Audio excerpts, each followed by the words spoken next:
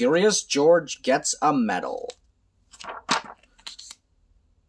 This is George. He lived with his friend, the man with the yellow hat. He was a good little monkey and always very curious. George was alone this morning, looking at a picture book, when the doorbell rang. It was the mailman. "Here is a letter for you," he said. "Put it on your friend's desk. He'll read it to you when he comes home." George was curious. It was not often that somebody wrote to him. Too bad he could not read the letter, but maybe he could write one himself. In the top drawer of the desk there was paper, ink, and a fountain pen. George sat down on the floor and began to write, but the pen was dry. It needed ink. George would have to fill it. He got a funnel from the kitchen and started pouring ink. But instead of going into the pen, the ink spilled all over and made a big blue puddle on the floor. It was an awful mess. Quickly, George got the blotter from the desk, but that was no help. The puddle grew bigger all the time. George had to think of something else. Why, soap and water. That's what you clean up with. From the kitchen shelf, he got a big box of soap powder and poured all the powder over the ink. Then he pulled the garden hose through the window, opened the tap, and sprayed water on the powder. Bubbles began to form, and then some lather, and more lather, and more lather, and more lather. Yikes! In no time, the whole room was full of lather. So full, indeed, that George had to escape in a hurry. My goodness. When he was safely out of the house, he first turned off the tap. But what next?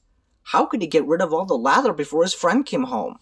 George sat down in the grass and thought for a long time. Finally, he had an idea. He would get the big shovel and shovel the lather out of the window. But where was the lather? While George had been outside thinking, it had all turned into water. Now the room looked like a lake and the furniture like islands in it. The shovel was no use. A pump was what George needed to get the water out, and he knew just where to find one. He had seen a portable pump at the farm down the road. The farmer was away working in the fields. Nobody noticed George when he got the pump out of the shed. It was heavy. He would need help to pull it all the way back to the house. Maybe he could tie the goat to the pump and make her pull it. But just as George was about to slip the loop over the goat's head, he was hurled through the air, and he landed near a pen full of pigs. The biggest pig was standing near the gate. What if George opened the gate just enough to let him out? A big pig could easily pull a small pump. Carefully, George lifted the latch. And before he knew it, all the pigs had burst out of the pen, grunting and squealing and trying to get away as fast as they could. George was delighted. He had never seen anything like it. For the moment, all his troubles were forgotten. But now, the pigs were all gone, and not a single one was left to help him with the pump. Luckily, there were cows grazing nearby. Cows were gentle and strong. It would mean nothing to a cow to pull the pump for him.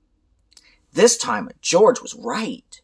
The cow did not mind being tied to the pump. She even let him climb on her back, and off they went. George was glad. Now he would soon be home, pump out the room, and everything would be all right. Good job, George. Meanwhile, the farmer and his son had heard the squealing of the pigs. They rushed home from the fields and now had their hands full of catching all the pigs.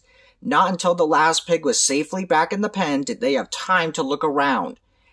And what did they see? A little monkey riding on their cow, making off with their pump. The chase was on. George and the cow were ahead at first, but the pump was slowing them down. The farmers were getting closer and closer. Now they had almost caught up with them. But where was George? Here he was, hiding in a shirt. The farmers had run past him, but on their way home they had to come back over the same road. George did not feel safe in his hiding place. Just then, a truck came rattling down the road. George jumped aboard. Monkeys are good at jumping, and was gone before the farmers had a chance to see him. The truck drove to a part of town that George had never seen before. At last, it stopped in front of a large building. It was the museum. George did not know what a museum was.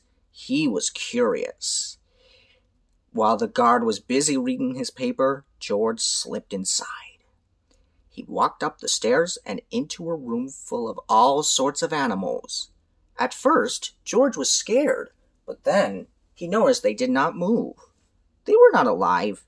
They were stuffed animals put into the museum so that everybody could get a good look at them. In the next room, George saw something so enormous it took his breath away. It was a dinosaur. George was not scared this time. He knew it was not real. He looked at the dinosaur, and then at the baby dinosaur, and then he saw the palm tree full of nuts. George liked nuts. Suddenly, he felt very hungry. He had missed lunch that day. He would climb up and... Just then, he heard footsteps. He had to hide again. But where? A family came in to take a look at the dinosaur. They paid no attention to the little monkey who was standing there. The monkey did not move. He stood so still they thought he was just another stuffed animal. George was glad when they were gone. Now he could pick the nuts. He climbed up the dinosaur's neck and started to pull, but the nuts would not come off. George did not know they were not real either. He pulled harder and harder. The tree began to sway. Crash! Down came the tree on the dinosaur's head. Down came the dinosaur, and down came George. Oh no! Guards came rushing in from all sides, and underneath the fallen dinosaur they found a little monkey. They pulled him out of there and brought him to Professor Wiseman, who was the director of the museum. Professor Wiseman was terribly angry. "Lock that naughty monkey up right away," he said, "and take him back to the zoo. He must have run away from there." Poor George. George was carried off in a cage. He felt so ashamed and he almost wished he were dead. Suddenly, the door opened. "George!" someone shouted. It was his friend, the man with the yellow hat. "It seems you got yourself into a lot of trouble today," he said. "But maybe this letter will help get you out of it. It's from Professor Wiseman, and he needs your help for an experiment. I found it on my desk at home, but I couldn't find you anywhere. So I came over to talk to the professor." And this is what the letter said. "Dear George, a small spaceship has been built by our experimental station. It is too small for a man, but could carry a little monkey. Would you be willing to go up in it? I have never met you, but I hear that you are a bright little monkey who could do all sorts of things, and that is just what we need. We want you to do something nobody has ever done before. Bail out of a spaceship in flight. When we flash you a signal, you will have to open the door and bail out with the help of emergency rockets. We are hoping that you are willing and that your friend will permit you to go. Gratefully yours, Professor Wiseman, Director of the Science Museum." "So you are George," Professor Wiseman said. "If I had only known. Of course, everything will be forgiven, if you are willing to go." They got the smallest size spacesuit for George and all the other things he needed for the flight. Then they helped him put them on and showed him how to use them. Checklist. 1 spacesuit, complete with shoes and gloves. 1 space helmet. 1 oxygen tank. 2 emergency rockets. 1 parachute. Ooh. When everything was ready, A truck drove up with a special television screen mounted on it to watch the flight. They all got on and were off to the launching site. They checked all the controls of the spaceship, especially the lever that opened the door. George tried it too. The great moment had come. George waved goodbye and went aboard. The door was closed. Professor Wiseman began the countdown. 5, 4, 3, 2, 1, go! He pressed the button, and the ship rose into the air. Slowly first, and then faster and faster and higher until they could no longer see it in the sky. But on the screen, they saw George clearly all the time. Now the moment had come for George to bail out. Professor Wiseman flashed the signal. They watched the screen. George did not move. Why didn't he pull the lever? In a few seconds, it would be too late. The ship would be lost in outer space, with George in it. They waited anxiously. At last, George began to move. Slowly, as if in a daze, he was groping for the lever. Would he reach it in time? There! He had grabbed it! The door opened! Hurrah! George was on his way! Out of the blue, an open parachute came floating down to Earth. The truck raced over to the spot where George would land. What a welcome for George!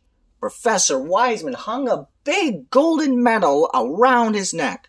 Because, he said, you are the first living being to come back to Earth from a space flight.